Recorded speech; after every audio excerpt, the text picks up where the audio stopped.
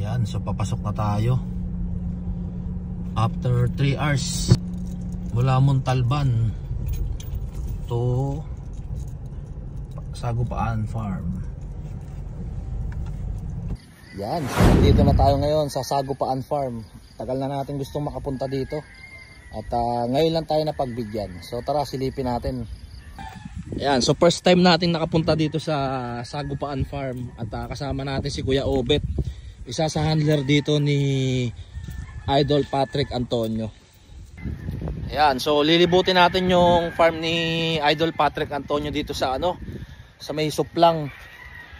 Ayan, napakaganda, napakalinis. Ayan, ikutin natin yan. Ayan, so kuya, dito kayo nagpapailaw? Ayan. Ay, doon pala sila nagpapailaw sa may main gradas doon. Napakaganda. Kuya, kapag naglalagay po kayo ng manok sa flying pen, gaano po siya katagal? 3 days na sa flying pen. Tapos walang inahin. Wala. Ayan. So pakita ko sa inyo yung loob ng flying pen. Ito. Ayan. Napakaganda. Parang taas na ito 10 feet. Ayan. 10 feet by mga 4 feet. Tapos yung pag ganun, parang mga rin, mga 10 feet din. Ayan, so kapag naglagay pala sila ng manok dito sa loob ng 3 araw, nililipat din pala nila doon sa may grass pen. Ayan, 3 araw din daw.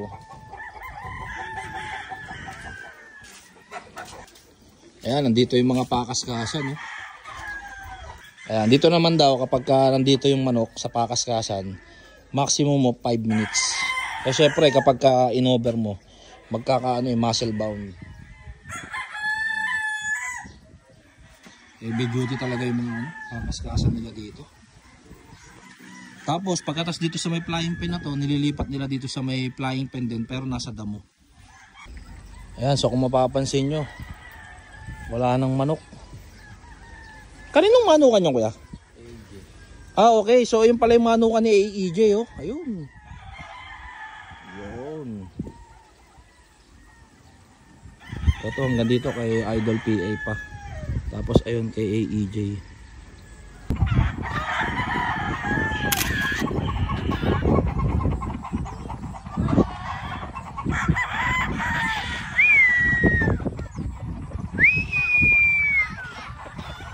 Papaya.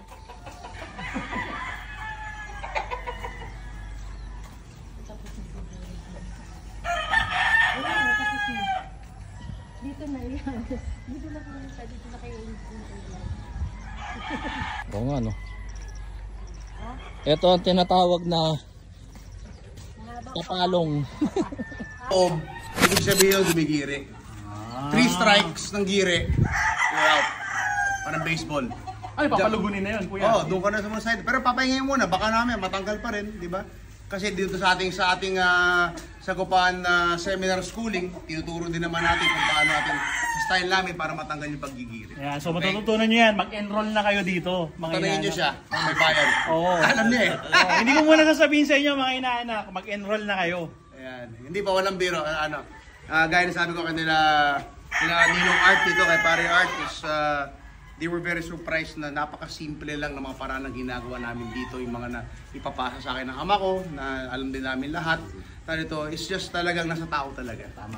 Nasa tao talaga. Kahit naman maski na ipasa ni Erpat sa iyo agimat, kung may agimat hindi mo na kung kailan lulunukin, baka mabulunong ka pa. Tama. Diba? Oo. So, nasa pa rin din. At the end of the day, sa amin, it's the simple ways of selection, conditioning, everything ends up on how much you practice it. Yan. Nasa tao pa rin yun. Ang gandang manok, mga inaanak ko. Flex natin konti. Flex natin konti, mga inaanak. Okay, next natin ano ba? Okay. Director Jan.